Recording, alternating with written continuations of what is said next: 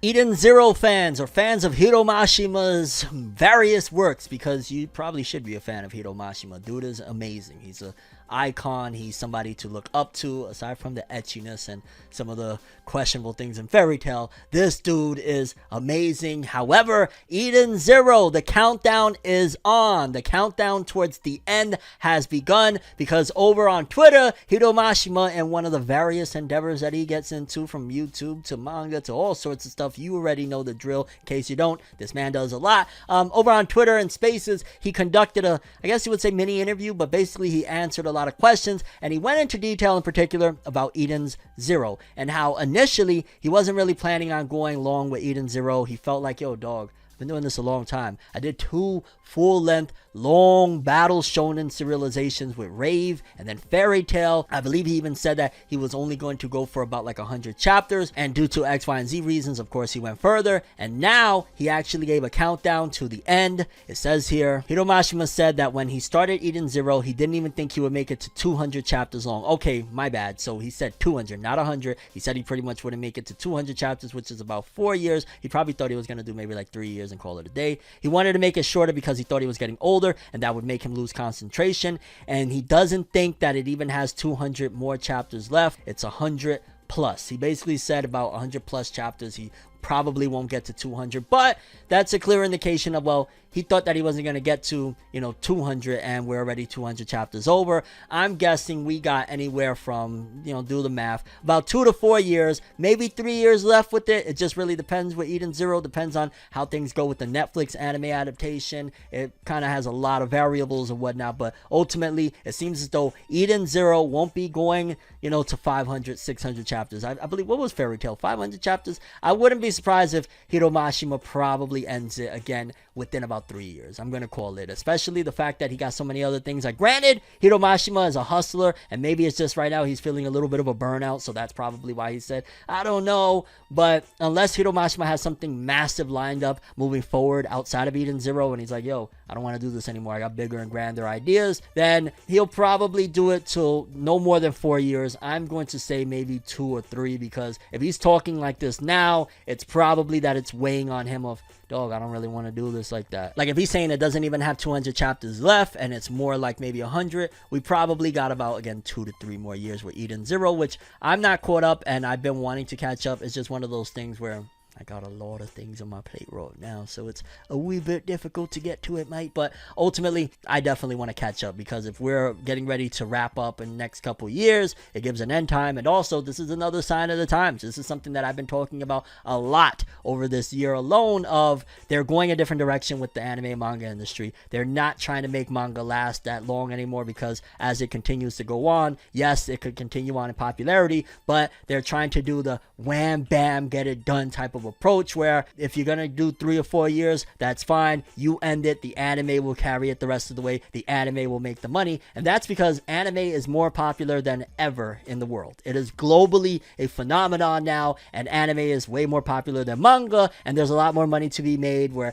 licensing these anime, merchandise and stuff like that, than solely counting on volume sales. Volume sales was a big thing, but considering volumes are going also, manga, everything is going digital right now, right? So manga going digital, they can't necessarily continue to count on volume sales forever. Eventually, it's not going to be that profitable going the anime direction, where they could get, millions of dollars to license it to, Indonesia, all of these other places. Is probably why Hiro Mashima will probably only go a few more years, and then let Eden Zero's anime carry it the rest of the way for, the revenue. And I'll be honest with you, I'm all fine with this, especially for creatives like Hiro Mashima. Hiro Mashima is somebody that he wants to do so many different things that it probably weighs on him, like doing this long serialization. Like, there's probably a part of him that he's so used to it that he doesn't want to stop working, but then at the same time, I'd imagine he got so many other passions that this is holding him back. I wouldn't be surprised if this is the last long-running shonen battle, classic type of shonen battle series that he does. Like, he did Fairy Tail and Rave, and now Eden Zero.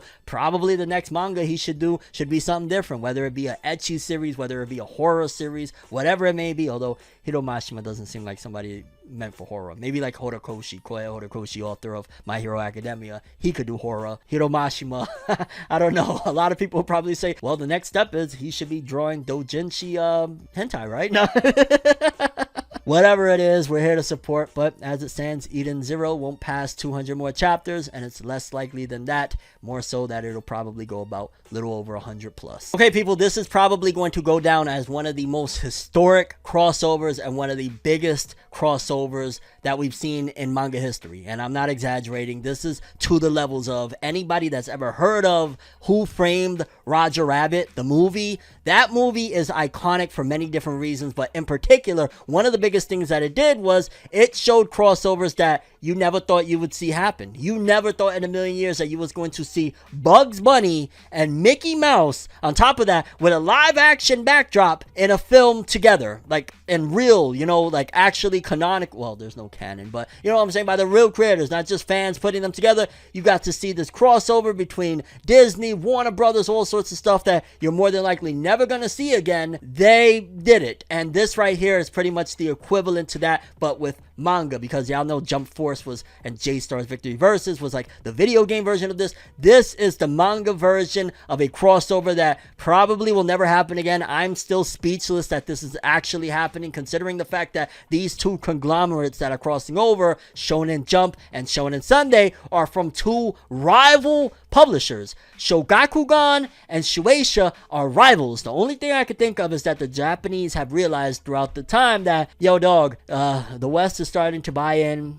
The West is going to eat us alive. Let's join arms and work together to make this shit happen and get the biggest bags and protect ourselves. Like, that's the only other reason I can see a crossover like this happening, because this is unheard of, dog. They are rivals. They don't rock with each other like that. So to see it, it's insane, because according to this right here, we got One Piece and Detective Conan having a joint cover spread feature on Weekly Shonen Jump issues number 34 and issue number 35. Pretty much it's two covers back to back. One is with Luffy and a character from Conan, and another is Conan and a character from One Piece, Zoro. And holy shit, I have to get both magazines. Absolutely. And I have to get them framed. Like, this is a must. Anybody that collects Shonen Jump, or you just want to buy some cool shit, go to eBay, look it up, look up Weekly Shonen Jump 2022, 34, 35. You should buy it. This is probably also going to be worth some type of bread down the road, because this is the manga equivalent to Who Framed Roger Rabbit. And I know you're probably thinking, Fornev, you're exaggerating. Like, no, by all means, this is historic. This is something huge, because again,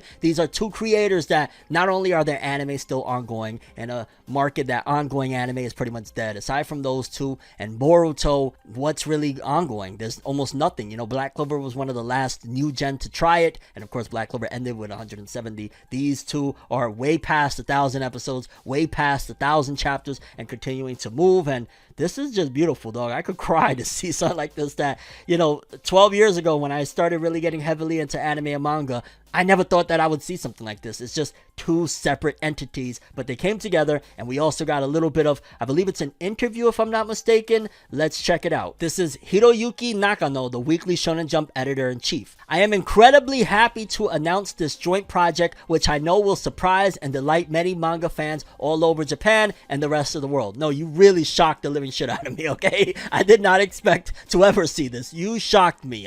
Yeah, you got me there. I want to pay my utmost respect to both mangaka who continue leading the way in this grueling world of weekly manga series, even after more than 100 volumes. I also want to express my gratitude to the fact that we're able to live in an era in which both Detective Conan and One Piece are simultaneously serialized. Let's continue to support Conan and Luffy as they face greater mysteries. I love how they did it. Like, yo, this is a carefully crafted statement. This was not the dude just sat down and wrote on his laptop. The fact that he put, as they face greater mysteries, the mysteries part is Conan faces mysteries. It's a mystery series. And facing greater foes for One Piece. So classic. Honestly, this is a legendary moment. If you're a manga fan, you need to be excited. I am telling you, you should be excited, because this is big, and this is also going to continue laying groundwork for future endeavors. Like, we could actually see at some given point a Shogakukan meets Shueisha crossover game, which Shogakukan doesn't have the largest catalog of battle series, but we get something where it's like Magi showing up in a freaking Jump game or something, and Magi, one of the greatest battle series of all time. If you haven't read Magi and you're thinking, man, I want to read a shonen manga, go read Magi right now. Like, right freaking pause this video, pull it up, play the video again, listen to me talk, and read some Magi. You will laugh, you will cry, you will question your existence. 1000% you're gonna question it. And yeah, highly recommend you get excited about this. And also, I don't know, I'm turning this into a Magi recommendation video. Nah, for real, on some real shit.